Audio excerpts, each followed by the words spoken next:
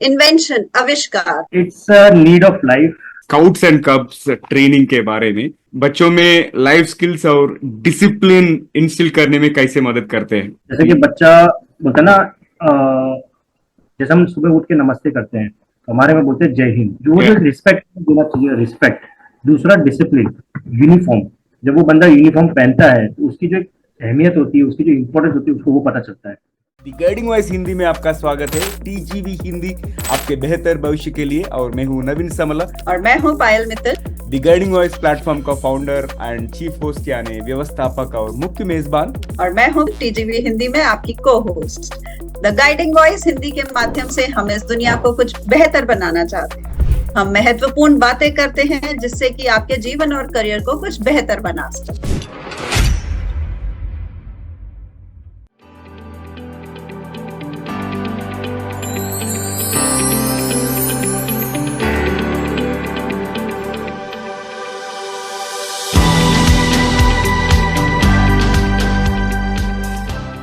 तो दोस्तों, आज हमारे टीजीवी हिंदी वर्चुअल स्टूडियो में हमारे साथ जुड़ा हुआ है कुणाल चंद दडवाल जी। और आज के topic, how military training can shape the individuals life, यानी ये सैन्य परीक्षण व्यक्तियों के जीवन को आकार कैसे दे सकता है। राइट, सो ये टॉपिक के बारे में हम बात करेंगे। मगर टॉपिक के बारे में बात करने से पहले अपनी मेहमान कुणाल चंद जी के दिमाग में चलिए थोड़ी गुदगुदी करेंगे। कुणाल चंद जी, हम कुछ यादृच्छिक शब्दों का उल्लेख करेंगे और आपके दिमाग में जो आता है उसके बारे में आप रिस्पॉन्ड करना चाहिए। ज्यादा मत सोचना। अगर तैयार है तो हम शुरू करेंगे। ठीक है। पहला शब्द भविष्य, future. AI, artificial intelligence, definitely. अच्छा, हाँ। सपना, dream. It's peace and harmony for all. अच्छा, और जिज्ञासा, curiosity. It's always learning technical things and practical. ठीक है। और धन, money. It's the basic support everybody need. मेरे तरफ से आखिरी शब्द जिंदगी, life. It's priceless and definitely mother. बहुत ही अच्छे जवाब आए आपकी तरफ से। और नवीन के बाद अब मैं थोड़ा सा समय लेना चाहूंगी आपका। मेरी तरफ से पहला शब्द आ रहा है इन्वेंशन, आविष्कार। It's a need of life. Every step there has to be an invention so that time to time we can come up with new things for others also and the benefit of humans. Leadership, नेतृत्व। It's actually a role model because everybody has to have a role model or leadership in his life so that he can copy him or her 50%, put in particular 50% and make it 100. Book, किताब। It's a secret. The book's name is also secret, but it's a secret. Success, सफलता। It's your confidence and hard work with determination. Amazing. और सबसे अजब गजब एक शब्द जो हम सबसे पूछते हैं वो है एलियंस, ग्रह अंतरवासी। It's going to be a second civilization that we come across. Okay, it's some very interesting answer. तो टीजीवी में आपका स्वागत है। हमारे सफर में जुड़ने के लिए धन्यवाद। आप कैसा लग रहा है को आप बताइए। Feeling better.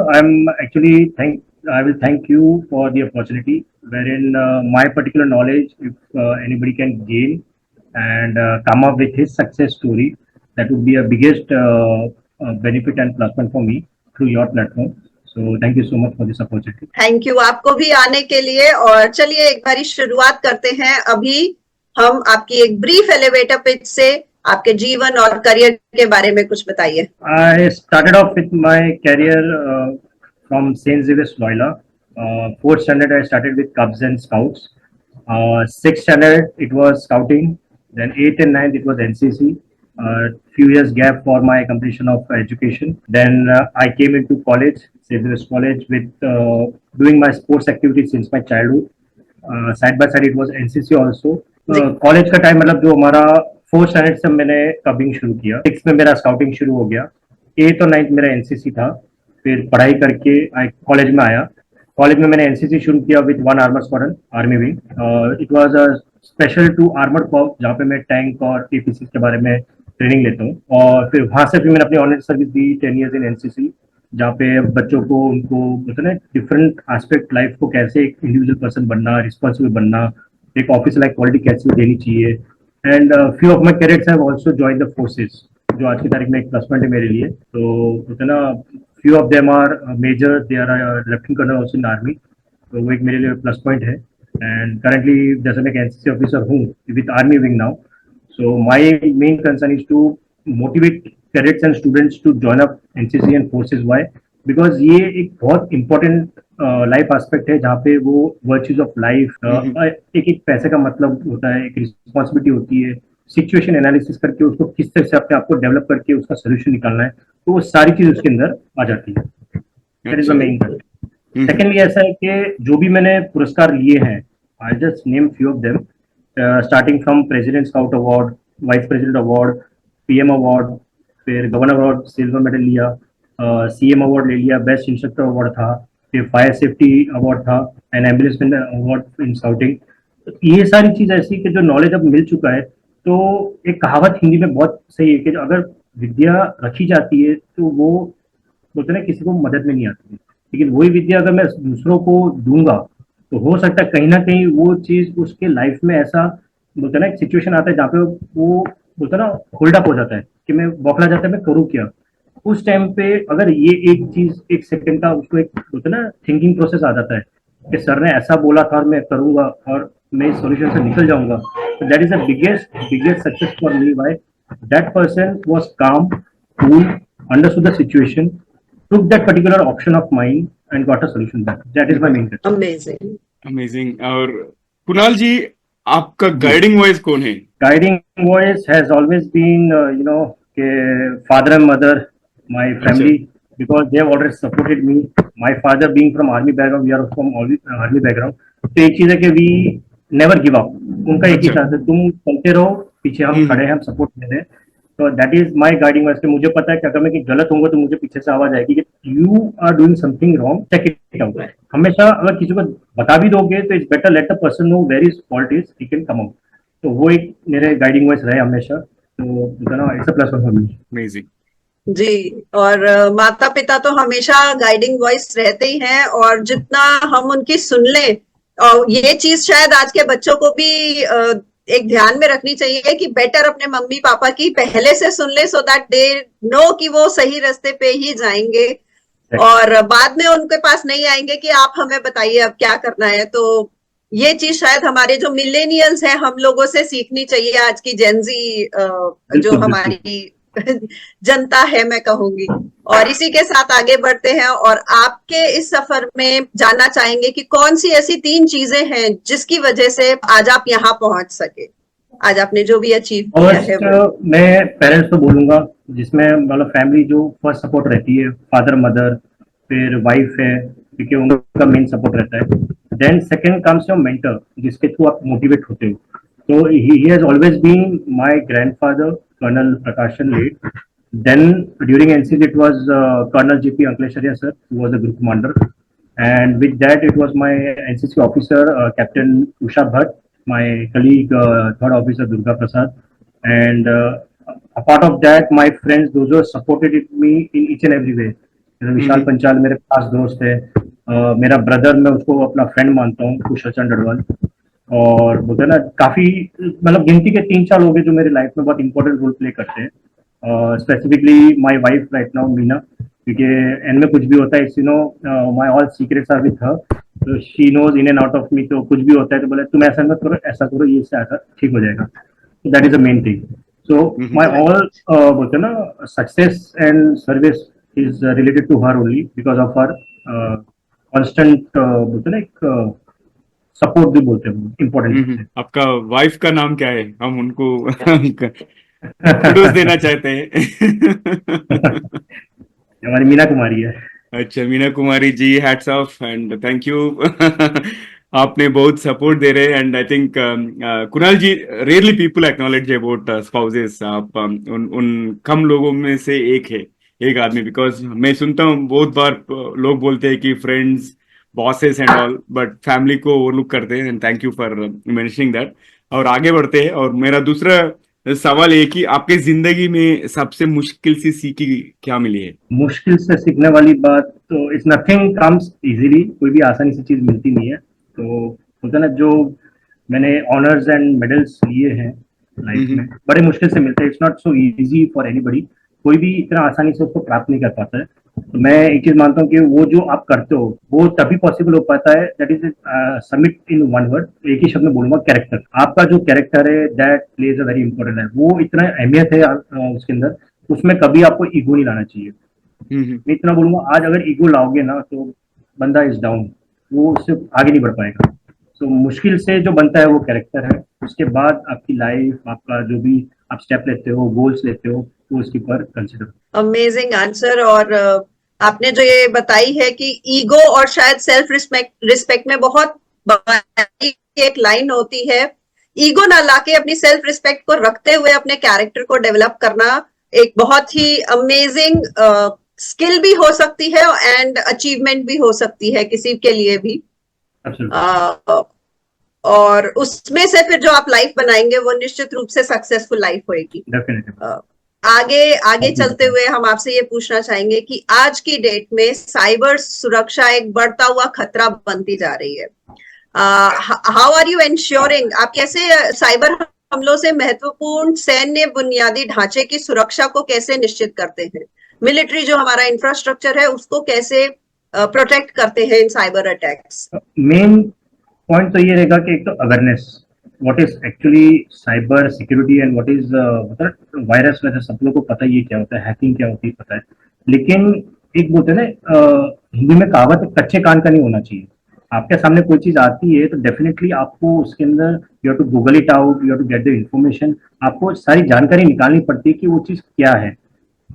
पैसे को लेके आज जैसे लोग बोलते हैं ना कि एक लिंक दबा देते तो सारा पैसा गायब हो जाता है, तो व्हाट वी कंसर्न, हमारा ये कंसर्न रहता है कि जानकारी है तो वो चीज अवॉइड हो सकती है। तो मेन कंसर्न हमारा वही है कि एक तो अवेयरनेस है, आप टेक्नोलॉजी के साथ अप टू डेट रहो, न्यूज जो मेन चीज होती है उसके साथ साथ रहिए। जैसे टेक्निकल बोलते न्यूज भी आती है जिसमें आपको मोबाइल सॉफ्टवेयर एप्लीकेशन और इन सब के बारे में आपको अपडेट मिलता है, उन चीजों पे ध्यान देना जरूरी है, क्या क्या नई चीज आई है, तो स्टेइंग अपडेट विथ एवरीथिंग।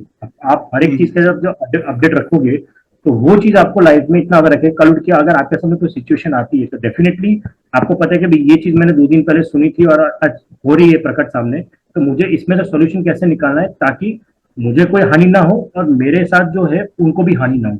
अगर आज मेरे पास नॉलेज होगा, उसकी विद्या रहेगी, तो मैं दूसरों को बताऊंगा तो बंदा बच पाएगा, वरना क्या होता है नुकसान एक के कारण सबको होता ही है। दूसरी बात जो ये मिलिट्री को लेकर है, तो हमेशा एक एनक्रिप्शन चलता है जिसमें कोई भी इंफॉर्मेशन इतना इजीली थर्ड पार्टी को या आउट ऑफ सर्विसेज अवेलेबल नहीं होती है। That is the most important part. Encryption ऐसी चीज होती है, जितना ज्यादा इंक्रिप्शन रहता है उतना ज्यादा आपके लिए सेफ्टी रहती है इंफॉर्मेशन में। तो मैं रहूंगा कि वो चीज मेंटेन रहती है। राइट नाउ इंडिया में इतना मैं बोलूंगा कि जो हमारे पास चीजें अवेलेबल है to fight with cyber crime and all, it is in good place, but we need more cyber security personal. ये फ्यूचर का एक नीड भी है जहाँ पे आगे जाके anything from starting from small mobile tablet computer वो आपके जीवन में घुल चुका है, आपके खून में घुस जा चुका है। आप उठते सबसे पहले, हम भगवान का नाम तो बाद में लेते हैं, पहले मोबाइल खोल के देखते क्या मैसेज आया। वो एक बहुत नेगेटिव चीज है जो हमने पाई है। तो वही चीज मैं यहाँ पे एनसीसी के बच्चों को, स्काउट को यही बोलता हूँ कि आप जैसे उठते हो तो पहले माँ बाप के पैर छू लो, भगवान के नाम ले लो, फिर उसके बाद आपको जो करना करोगे। पढ़ाई पहले आती है, ये नॉलेज कोई आपको नहीं देगा, nobody in the world आपको ये चीज सिखाएगा नहीं, कि जो पेरेंट्स सिखाते दैट इज इंपॉर्टेंट। तो वही चीज यहाँ पे आता है, अगर आपने भगवान से सुरक्षा ले ली तो आप किसी से भी ले सकते हो, और आपका दिमाग that is the biggest security feature of the world, जिसके आप चल भी सकते हो और टिक भी सकते नहीं, सही है। ये साइबर सिक्योरिटी पे अवेयरनेस तो बहुत स्प्रेड करने जरूरी है, क्योंकि हम देखें तो आईटी प्रोफेशनल्स और जो भी एग्जीक्यूटिव लेवल पे है उन लोगों भी ये साइबर क्राइम फ्रॉड्स में उन लोग भी विक्टिम हो रहे हैं, right? Because of that luring of easy money के सोच में उन जाके and they are clicking some bad links and उसके बारे में हम एक अच्छा सा सीरीज करें तेलुगु में, एक साइबर क्राइम एक्सपर्ट के साथ, एंड वो तो अच्छा अवेयरनेस स्प्रेड कर चुके हैं, और ये एपिसोड से भी हम अवेयरनेस स्प्रेड करने का कोशिश कर रहे हैं, और हम फ्यूचर में और थोड़ा एक्सपर्ट और कोई एक्सपर्ट को लाके और हमें बहुत सारा एपिसोड्स करने का जरूरत भी है। और आप अच्छी तरह से रिमाइंड किए हमें, और आगे बढ़ते हैं कुणाल जी।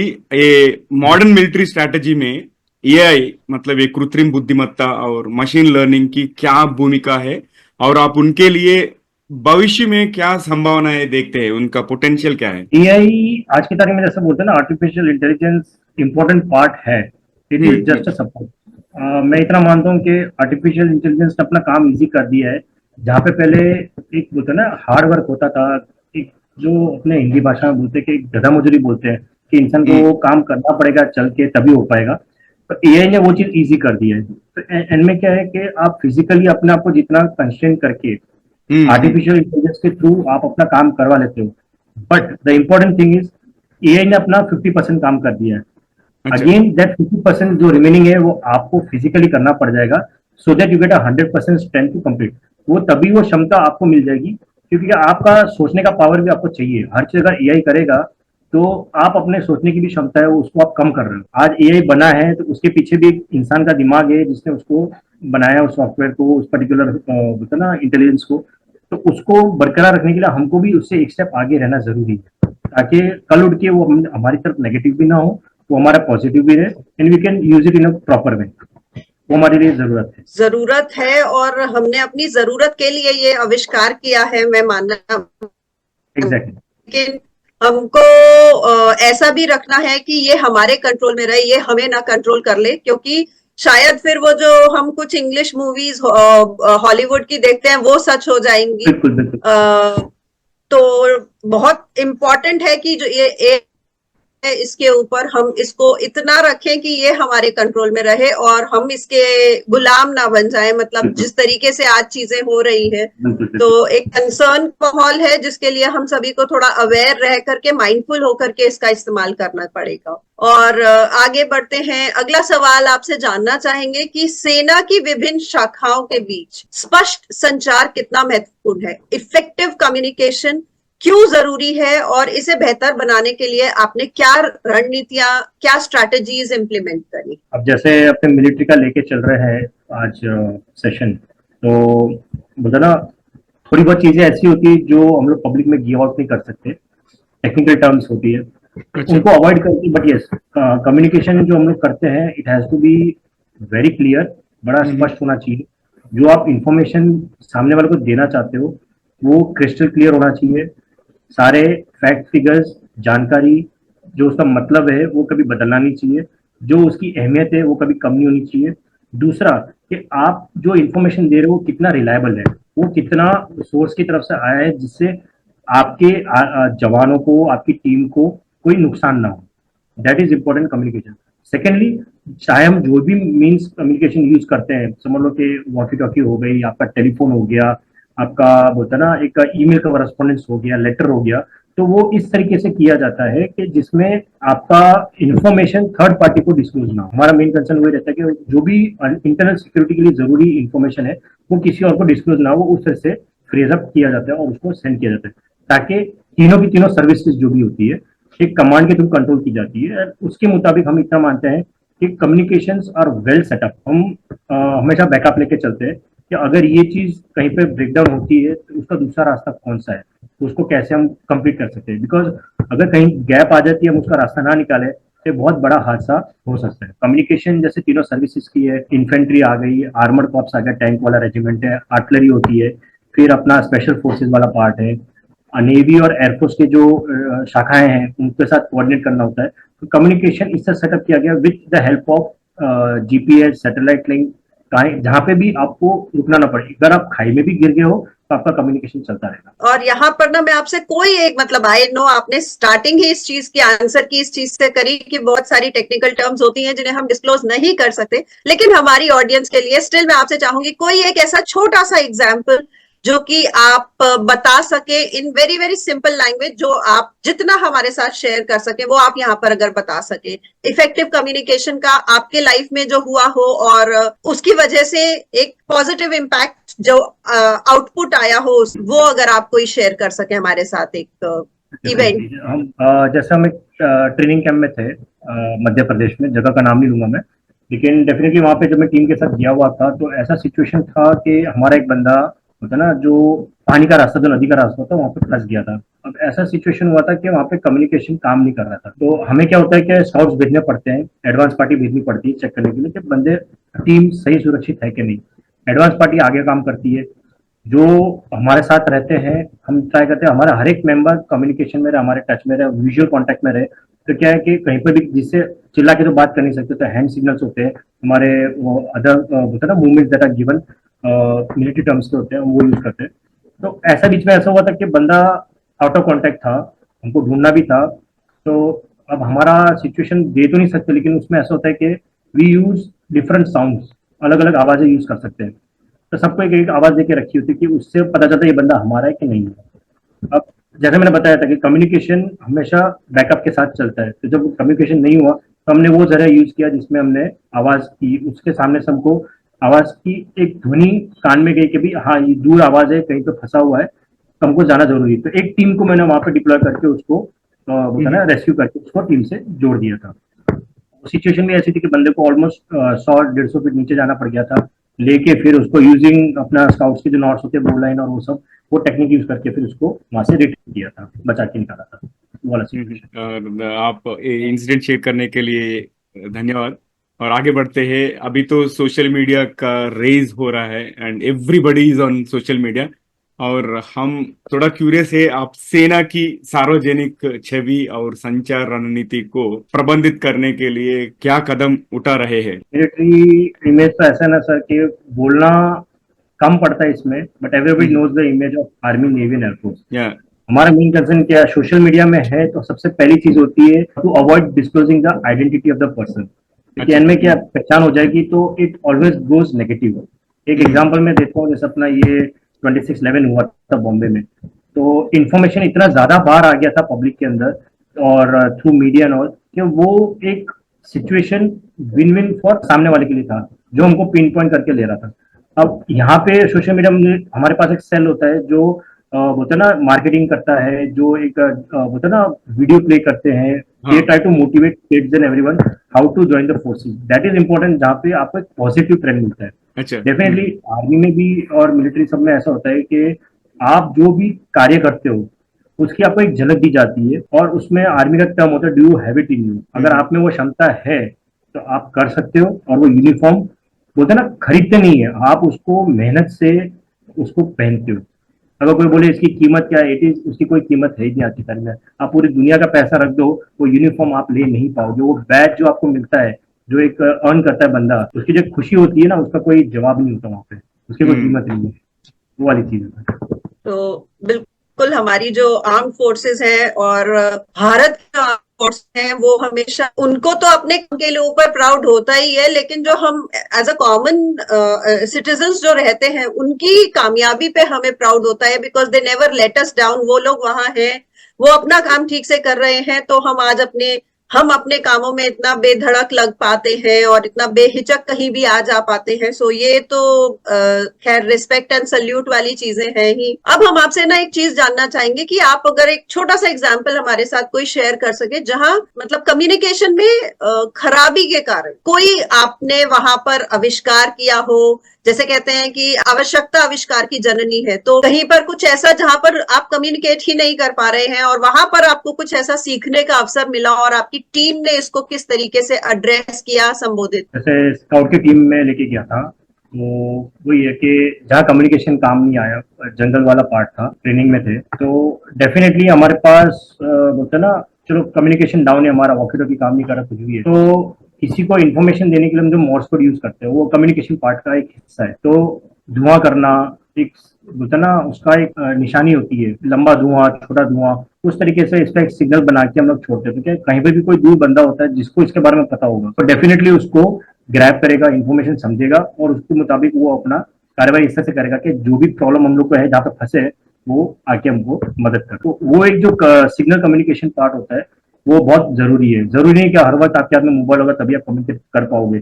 आप जैसे मैंने बताया विजुअल साइंस होती है, आवाज होती है, ये धुआं जो आप क्रिएट करते हो, या आप कहीं जंगल में जाते हो तो आप साइन बना देते हो, नीचे चलते चलते आपने जो टहनियां होती है, पत्ते होते हैं, उससे सेट किया कि पब्लिक को पता नहीं चल रहा है, लेकिन जिसके दिमाग में वो चीज पता है तो वो चलते चलते देखते भाई यहाँ पे 3 पत्ते एरो मार करके, अच्छा वो इस साइड पे गए, तो कहीं पे 3 पत्थर और एक साइड में छोटा सा पत्थर रख दिया तो पता है कि यहाँ से राइट साइड में 3 कदम पे चलना है।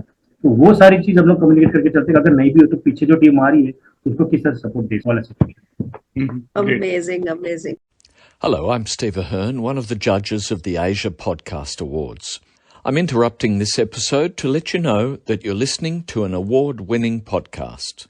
This podcast won its category in the 2024 Podcast Awards, so you know you're listening to quality. Enjoy your listening experience and congratulations to the team who created this award-winning podcast for you. और कुणाल जी, अब तक बहुत अद्भुत और शानदार conversation चल रहा है और मेरा नेक्स्ट सवाल, अगला सवाल ये कि ये स्काउट्स एंड कब्स ट्रेनिंग के बारे में बच्चों में लाइफ स्किल्स और डिसिप्लिन इंस्टिल करने में कैसे मदद करते हैं? मैं खुद ही बोलता ना, जैसे मैंने आपको बताया था कि फोर्थ से मैंने अपना कबिंग शुरू किया था, स्काउट किया था। ये एक वो इम्पोर्टेंट विंग है जहाँ पे तो इंडिविजुअल बन जाते हैं, रिस्पॉन्सिबल बन जाते हैं और उनको क्या क्या चीजें सीखने को मिलती है। मैं आपको एक थोड़ा संक्षेप में बताऊंगा। जैसे कि बच्चा बोलता है ना, जैसे हम सुबह उठ के नमस्ते करते हैं, हमारे में बोलते हैं जय हिंद। जो रिस्पेक्ट देना चाहिए, रिस्पेक्ट। दूसरा डिसिप्लिन, यूनिफॉर्म। जब वो बंदा यूनिफॉर्म पहनता है तो उसकी जो अहमियत होती है, उसकी जो इम्पोर्टेंस होती है, उसको वो पता चलता है। सर पे बैरे कैप से लेके नीचे जूते तक पहनने का क्या तरीका है, उसका इम्पोर्टेंस क्या है। और उसके साथ साथ वर्बल कम्युनिकेशन, बंदा कितना कॉन्फिडेंटली बात कर पाता है। अगर कोई बच्चा चुप है तो उसको कैसे बुलवाना, कैसे बातचीत करवाना। फिर उसका जो एक कॉन्फिडेंस मोड होता है कि सिचुएशन कैसे लेके चलना है। फिर उसके साथ साथ जो वो एक्टिविटीज करने वाला है इस लाइन के अंदर, जैसे कि समझ लो कि वो उसको घर की जो चीजें होती है, झाड़ू पोछा मारना, जो बेसिक लेवल पे एक बच्चे को आना चाहिए उस उम्र में, वो पता चल जाता है। खाना बनाना, चाय बनाना। बंदा ऐसा हो जाता है कि उसको सेल्फ रिलायंट हो जाता है कि आज पापा में नहीं है घर पे तो मुझे करना क्या है, खाना नहीं खा पाएंगे, पेरेंट्स बहुत वो रहते हैं। तो डिस्टर्ब होने के कारण वो क्या बोलते हैं कि भाई आज बच्चे को मैंने सिखा दिया है तो बच्चा अकेला भी रहेगा। जैसे हम लोग जैसे छोटे थे, पापा में चले जाते 3-4 दिन के लिए बाहर, तो हमको पता है सुबह उठ के उनको ये करना है, चाय बनानी है, घर के साफ सफाई कर ली, अपनी खुद की पढ़ाई कर लिया, कपड़े उपड़े धो दिए और अपना काम करने निकल गए। फिर उसके अलावा स्काउटिंग के अंदर और भी चीज जैसे बोलते हैं ना, इनका कैंपिंग ट्रेनिंग आती है। जैसे बूट कैंप मैम बोल रही थी कि वो हम लोग सिखाते हैं। पायनियरिंग गैजेट्स होते हैं कि लकड़ियां, चीजों के साथ आप अपने रहने के लिए चीजें किस तरह से आप अवेलेबल करा सकते हो।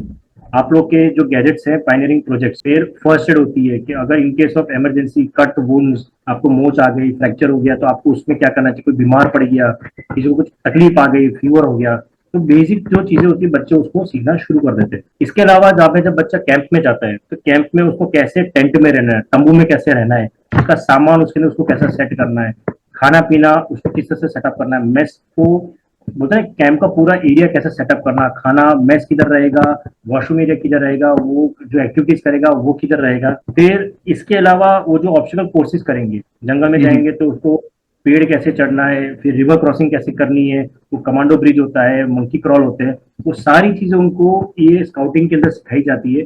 जबकि जब वो कहीं बाहर जाता है तो जैसे आप अपना एग्जांपल ले लेते हैं कि हम कहीं आज बाहर घूमने जाते हैं तो एक खाली एरिया पूरा मिल गया, हमको बड़ा सा एरिया है, तो हमारे पास चीजें पड़ी है, आप हमको चीजें दे दो, हम आपको पूरा कैंप सेट रेडी करके दे देंगे। और बाद में जब निकलेंगे तो आपको पता भी नहीं चलेगा कि आज से 10 दिन पहले यहाँ पे कैंप था, हमने एक्टिविटीज की, खाना भी बनाया, सब एंजॉय किया, और वहां से निकले तो जो चीज जैसी थी वैसे की वैसी नेचर में छोड़ के चले गए।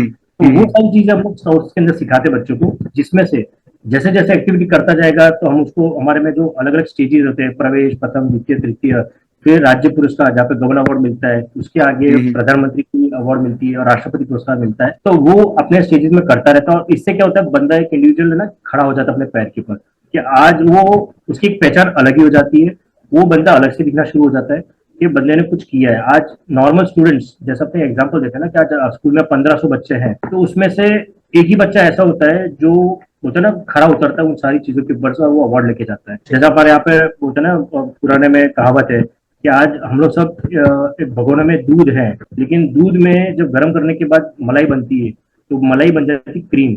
तो उन 1500 में से बच्चों में से जैसे एक बच्चा बाहर निकला तो मलाई के अंदर से भी एक और बेस्ट ऑफ द बेस्ट बोला जाता है, जो बेहतरीन बंदा होता है, तो वो बन जाता है घी। तो वो एक एग्जांपल मैं सबको देता हूँ कि अगर आपको कुछ करना हो तो इस तरह से आप चलो और आगे ना एक रिस्पॉन्सिबल पर्सन बनकर आगे बढ़ो, सीखते जाओ और सीखते रहो। तो बिल्कुल शुद्ध देसी घी, एक शुद्ध इंसान बन के निकलिए।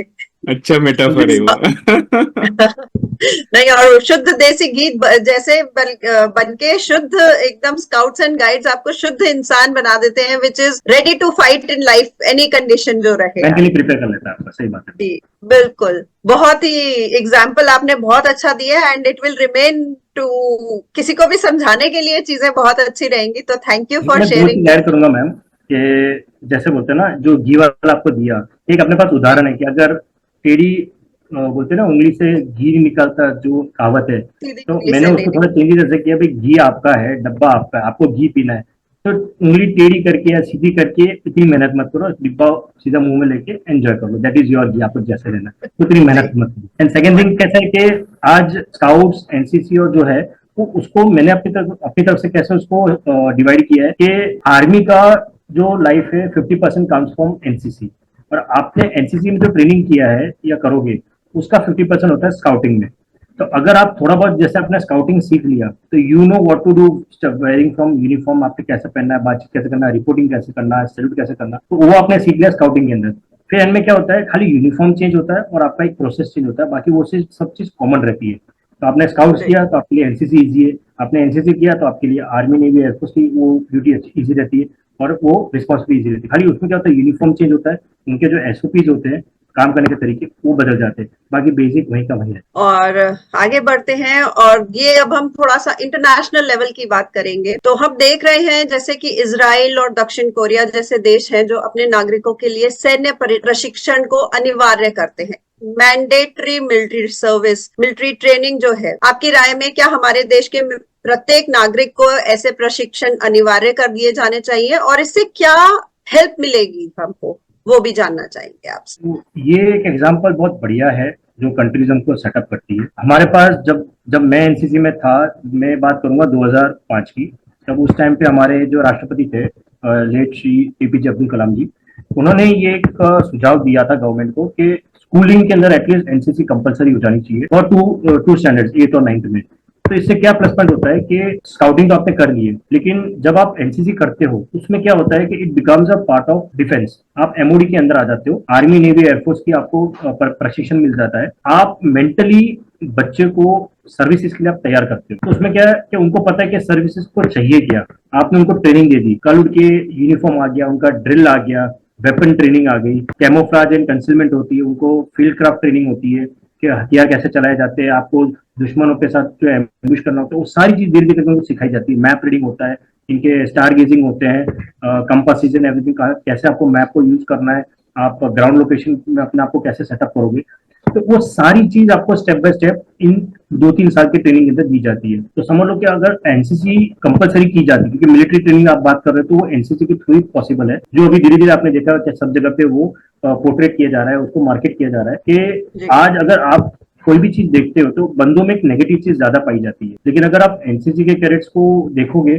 तो उनमें अलग से एक छवि बन जाती है कि नहीं, बंदा दूर से चल के आता है, उसके चलने से पता चल जाता है कि बंदा अलग है। वही सारी चीज अगर हर एक बंदा ट्रेनिंग ले लेता है तो वो बन जाते हैं फ्यूचर एसेट्स। वो फ्यूचर में ऐसा होता है कभी कल के कुछ इमरजेंसी आ गई, तो इसमें होता क्या है कि आपको पहले उनको रिक्रूट करना पड़ेगा, उनको ट्रेनिंग देनी पड़ेगी, वो ट्रेनिंग में से कितने खरे उतरते हैं, कौन कर पाएगा, कोई बीच में से छोड़ के चला जाता है, तो वो सिचुएशन क्या आ जाती है कि भाई उसमें टाइम बहुत बिगड़ता है। एनसीसी में क्या है कि आपको पहले से ही वो सारी चीजें बच्चों में मिल जाती, दिख जाती है, फिर जैसे जैसे वो आगे जाएंगे, इमरजेंसी होती है, तो आप उन पर, आपके पास पूरा एक होता है ना डेटाबेस होता है कैडेटों का, कि जो लोग अच्छे से बेहतरीन से उसको गेटअप ले लेते हैं, उसको पकड़ लेते हैं, उनको सर्टिफिकेट तो मिलते हैं, ए, बी और सी सर्टिफिकेट। उसके दौरान जो बेस्ट होते हैं उनको पिकअप करके हम लोग शॉर्ट सर्विस कमीशन में उनको लेना शुरू कर देते कि इमरजेंसी कमीशन भी होती है, तो उसमें क्या होता है कि उनको एक अपॉर्चुनिटी मिल जाती है टू सर्व द नेशन। तो हमको भी हमें क्या कहीं घूमने जाना नहीं पड़ता कि उनको कैसे करेंगे, क्या करेंगे, आपके पास एक वो रेडी फोर्स पड़ी है, जो अपने बोल सकते हैं कि वर्ल्ड की ना सबसे बड़ी एक तरह के एनसीसी का फोर्स है, equivalent to arm forces of India, 13 lakh plus. तो क्या इमरजेंसी में जहाँ आर्मी को सपोर्ट चाहिए होता है, तो लेडीज जो जेडब्ल्यू विंग्स बोलते हैं हम लोग, वो चले जाते हैं सिग्नल्स में और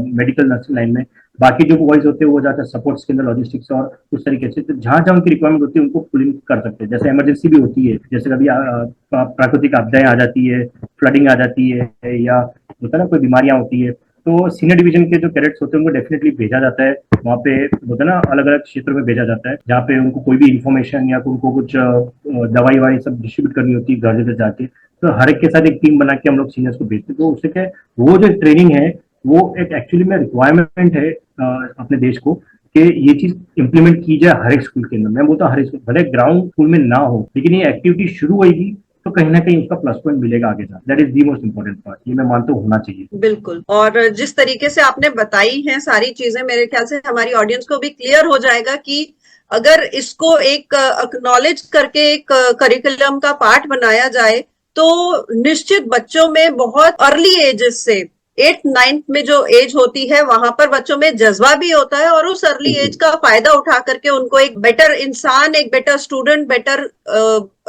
we can get better leaders also. जी, हमको शायद फ्यूचर के लीडर्स भी मिले वहां पर। तो निश्चित रूप से मैं भी इसी बात के लिए एक मतलब मेरा भी मत उसी चीज में है कि हमारे यहाँ जरूर इस पे विचार होना चाहिए बड़े लेवल पे, एडमिनिस्ट्रेटिव लेवल्स पे, और इसको एक पार्ट करना चाहिए करिकुलम का। तो अभी तक की बातचीत शानदार चल रही है आपसे कुणाल जी, और अब हम आ गए हैं सेकंड रैपिड फायर राउंड पे। और जिस तरीके से आपने पहले रैपिड फायर पे हमारे को आंसर्स दिए, अब हम चाहेंगे कुछ मसाला डालते हैं अपने एपिसोड में आपके साथ बात करके। तो एक जाइगेंटिक बिलबोर्ड है और उस पे कुछ लिखा है आपकी तरफ से, तो वो क्या होगा? मैं ये मानता हूँ उसमें ये लिखा होगा यू कैन डू इट। हर एक इंडिविजुअल में वो क्षमता है कि वो कर सकता है। तो अपने आप को एक बोलते हैं ना क्वेश्चन मार्क क्यों बनाना, प्रश्नार्थ चिन्ह, कि क्या मैं कर सकता हूँ, इतना नहीं करना, हम कर सकते हैं। I can do it, that is important, you can do it. और आपको किसी सेलिब्रिटी के साथ डेट करना हो तो वह कौन होगा और क्यों? मेरे नजर में तो आज की तारीख में इतना बोलूंगा, श्री रतन टाटा जी हैं, जो भी नहीं है, लेकिन वो जो एक इंसान है, मैं उनको इंसान नहीं बोलूंगा, इंसान से ऊपर एक लेवल का है, जिन्होंने वो चीजें सिखाई गई है कि आज बंदा सेल्फलेस कैसे रह सकता है इस लाइफ में। वो रतन जी ने अपने बहुत बड़ा एग्जाम्पल दिया है। तो उनको कितने भी हम बोलते ना पुरस्कार देते, वो कमी है, क्योंकि वो इंसान अलग ही है। वो भगवान का एक रूप है, जो मैं बोल सकता हूँ कि हमको सिखा के बहुत कुछ गए। तो कहते हैं ना कि शायद भगवान को हम वैसे नहीं देख सकते, तो भगवान अपने बंदों में आता है, और उन्होंने वाकई में वो चीज हमारे को दिखाई है कि how a selfless life can be. Tata Ambani, sorry to name them, but यहाँ पर being the richest doesn't matter, but being the richest at heart matters. तो वो उन्होंने वो चीज हमको सिखाई है निश्चित रूप से। और हम चाहेंगे कि उनकी जो ये सेल्फलेस सर्विस है वो आगे उनके जो सबऑर्डिनेट्स हैं वो भी उसको कंटिन्यू करें उसी तरीके से। और अगर आपको एक दिन का नियम बनाने का कोई मौका मिले, तो जिसको सभी को बाय डिफॉल्ट मानना होगा, तो आप क्या नियम बनाए? मैं वो मानूंगा कि भाई army training should be compulsory, because वही एक चीज है जहाँ पे इंसान अपने सही इंसान को बाहर निकाल सकता है और आगे बढ़ सकता है। बिल्कुल बिल्कुल। और अगर आपको किसी फिल्म के रीमेक में हीरो या हीरोइन बनने का मौका मिले तो आप कौन सी फिल्म करना चाहोगे, कौन सा कैरेक्टर पिक करेंगे आप?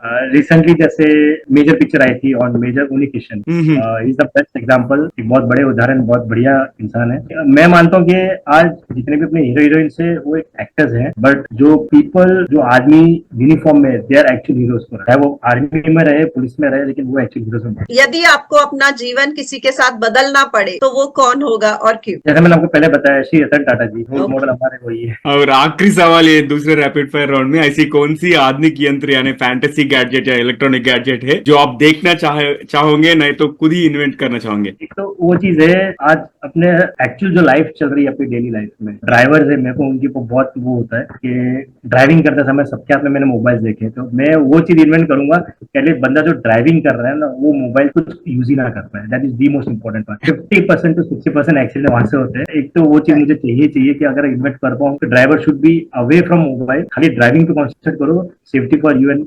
पीछे बैठे। क्रिएटिव चीज बताई आपने।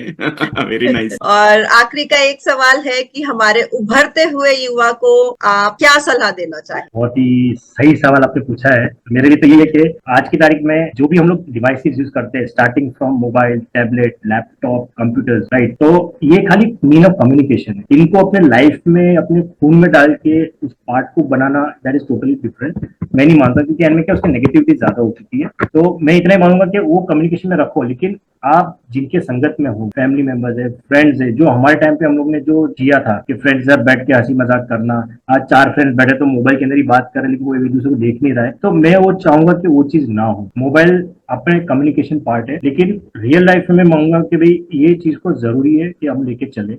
इम्पोर्टेंस एक साइड पे, लाइफ एक साइड पे। सेकंड थिंग के respecting female to understand that person, वो इम्पोर्टेंस सबसे ज्यादा। आज जिस तरीके से सारे न्यूज आ रहे हैं तो कहीं ना कहीं ऐसा लगता है कि हमारे पढ़ाई में जो हम लोगों ने सीखा है उसमें कहीं ना कहीं कुछ कमी पेशी है, जिसके कारण ये सारे हादसे आ रहे हैं। तो हमको एक चीज समझना चाहिए कि we should respect the female gender, क्योंकि आज सब लोग जैसे बोलते हैं ना कि माँ है तो दुनिया है, उस दुनिया में आए हैं तो माँ के कारण है, उनको आप रिस्पेक्ट करो इन ऑल द वे। मानते हो नेगेटिविटीज वहां से भी आती है, but not all are wrong and not all are right, but giving respect बहुत जरूरी है उस चीज को लेके। तो मैं ये दो चीज को लेकर सुपर्ब। और कुणाल चंद दडवाल जी हमारे साथ आज जुड़ने के लिए बहुत बहुत धन्यवाद। और आपको टीजीवी हिंदी में इंटरव्यू एक्सपीरियंस कैसे लगा? मैं अपनी तरफ से इतना बोलूंगा कि मैं बहुत खुशनसीब हूँ कि मुझे एक अपॉर्चुनिटी मिली है, और इस प्लेटफॉर्म के थ्रू मैं डेफिनेटली अपने जितने भी है ना कलीग्स हैं, मेरे फ्रेंड्स, फैमिली मेंबर्स हैं, और भी लोग जो जो मेरे कांटेक्ट में आएंगे, तो मैं इतना बोलूंगा कि जो चीज हमारे पास है विद्या, मेन तो वो चीज है कि जो विद्या आपके पास पड़ी है, अगर आप बांटोगे नहीं वो आगे फैलेगी नहीं, राइट। रिस्पेक्ट, कैरेक्टर वो चीज है कि अभी आपको वो चीज चाहिए। टीजीवी ने जो एक प्लेटफॉर्म दिया है मुझे, तो मैं यही बोलूंगा मेरे जो पॉइंट्स अगर 2-3 लोगों ने उसको इम्प्लीमेंट करके उसको आगे फैलाया है या फैला है, तो इतना मानूंगा कि एक बहुत अच्छा सोसाइटी का एक बोलते ना प्रबल मिलेगा अपने को, एक सोसाइटी की एक इमेज भी अच्छी खड़ी होगी और एक अपना एसेट बनेगा लाइफ के अंदर। तो thank you so much for this opportunity TGV. File में मैं नवीन जी आपको बहुत बहुत शुक्रिया आपको बुलाने के लिए मेरे को। Thank you so much and मेरी तरफ से नमस्कार, क्योंकि वो बहुत इंपॉर्टेंट पार्ट है आज की तारीख में।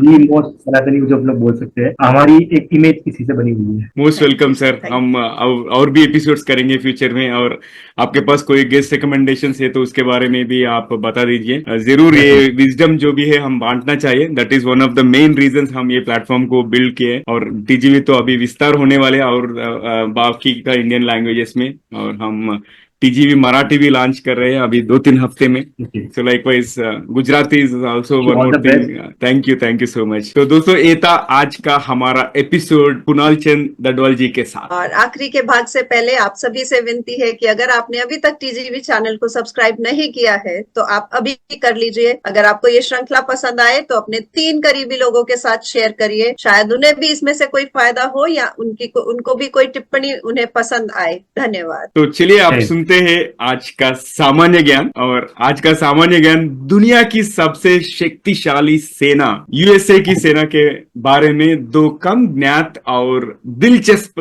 तथ्य हम बताना चाहते हैं। और पहला फैक्ट है कि अमेरिका सेना की सबसे बड़ी नियोक्ता भूमिका, मतलब ये अमेरिका रक्षा विभाग which is department of defence, न केवल राष्ट्रीय रक्षा की रीढ़ है बल्कि दुनिया का सबसे बड़ा नियोक्ता भी है। और सक्रिय कर्तव्य नागरिक कर्मियों और नेशनल गार्ड रिजर्व सदस्यों की गिनती करते समय इसमें 28 लाख से अधिक लोग कार्यरत है, और ये वॉलमार्ट या किसी अन्य निगम से ही कहीं अधिक है, जो इसके संचालन के विशाल पैमाने का दर्शाता है। So which means there are so many people, like 2.8 million people are employed by Department of Defense in the USA. What do you buy? और दूसरे तथ्य के बारे में बात करेंगे कि अमेरिकी सेना दुनिया में ऊर्जा के सबसे बड़े उपभोक्ताओं में से एक है और इसका पर्यावरण पर महत्वपूर्ण प्रभाव है। यह ग्रह पर किसी भी संगठन की उच्चतम ईंधन खपत के लिए जिम्मेदार है। उदाहरण के लिए अकेले अमेरिकी वायुसेना सालाना 2 बिलियन गैलन से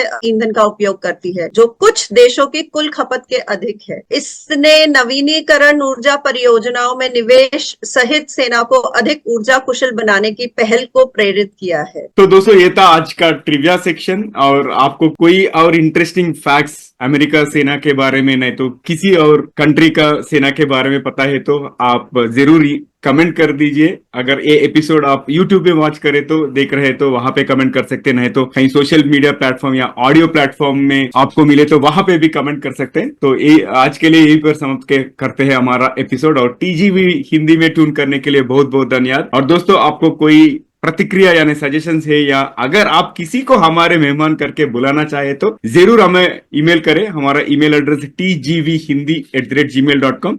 मैं रिपीट करता हूँ tgvhindi@gmail.com। और मैं हूं नवीन सामला, आपके हमसफर, और यही उम्मीद है कि हमारे ये कोशिश कई लोगों के जिंदगी में कुछ अमूल्य बातें पहुंच जाए। तो अगले बार तक एक लिए नमस्ते और धन्यवाद। दोस्तों सुनते रहिए, देखते रहिए टीजीवी हिंदी। टीजीवी हिंदी आपके बेहतर भविष्य के लिए। फिर से अगले एपिसोड में दूसरे मेहमान के साथ मिलेंगे। जब तक take care, love you all, bye bye.